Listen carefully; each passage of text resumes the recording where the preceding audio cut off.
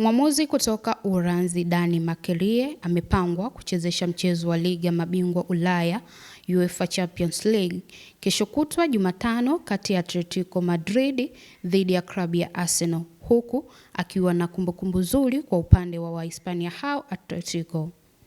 Rekodi ya Atletico chini ya Makelele ni ya kuridhisha, ambapo katika mechi 7 alizochezesha timu hiyo ya Hispania imefanikiwa kupata ushindi mara 3, sare 3 na kupoteza mchezo mmoja pekee.